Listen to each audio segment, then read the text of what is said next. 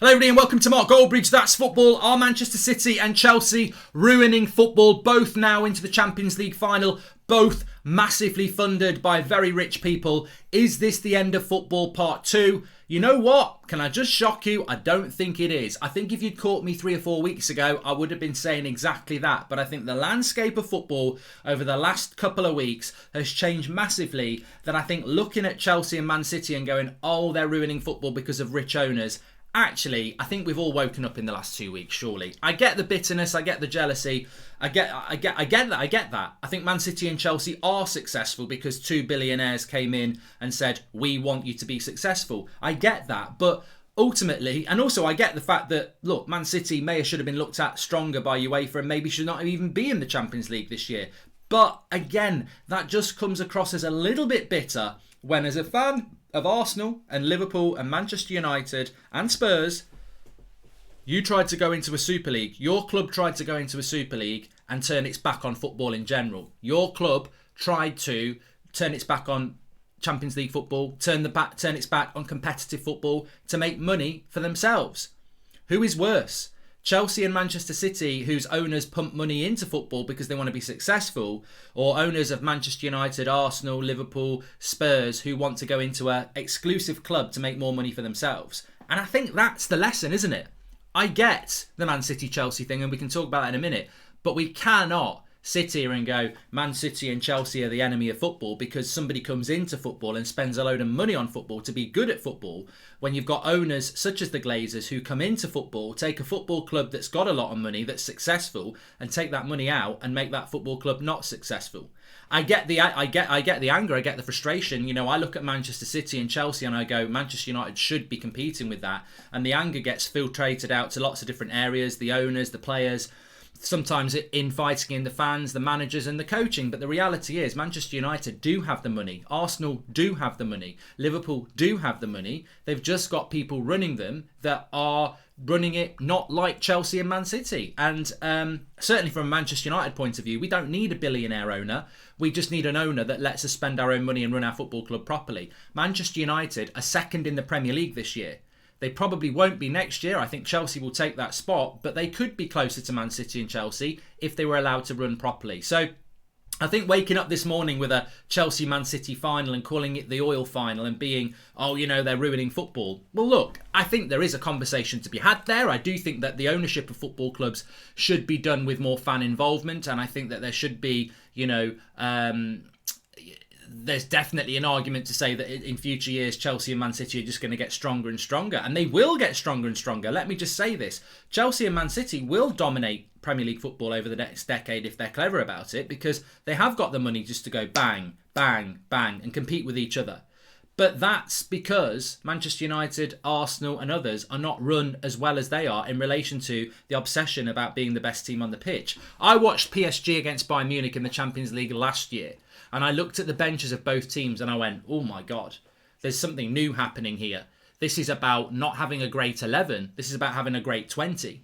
And what we've seen with Man City, and Pep obviously being the genius that he is, noticed this quicker. And to be fair, so did Chelsea. You look at the two squads of Man City and Chelsea in a season where it's been very condensed. Is it any surprise that Chelsea and Man City are going to dominate the trophy scene this year?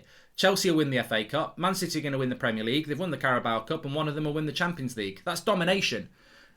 Old Perez wants to create a Super League. I'm sorry, Perez. Go and sit down back in Spain in your Farmers League, because the Super League already exists. It's the Premier League. And, you know, PSG are a good side as well. Very good bench. But I think the problem that PSG have is they can spend the money like Man City and Chelsea can, but they don't operate in a competitive league. And people will say, well, Lille are going to win League One, but that's a one-off. You look at the squad quality of PSG compared to every other side in France, they should be winning that league by 20 points every year, and they normally do win it every year.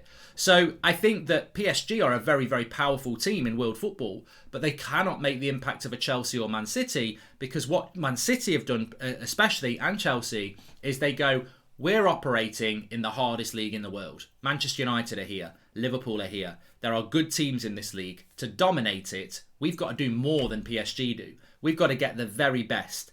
and we're going to compete at the best week in, week out. PSG play Bayern in the Champions League, and then the next week they're probably playing Angers or Dunkirk or something like that. Not Dundalk, they're in Ireland. The competitive element's not there. What have Man City done? The infrastructure is superb. If you've ever been to the Etihad, it's superb. The infrastructure behind the manager and above the manager is superb. The youth setup is superb. They've got the best manager in the world. They've got an amazing squad.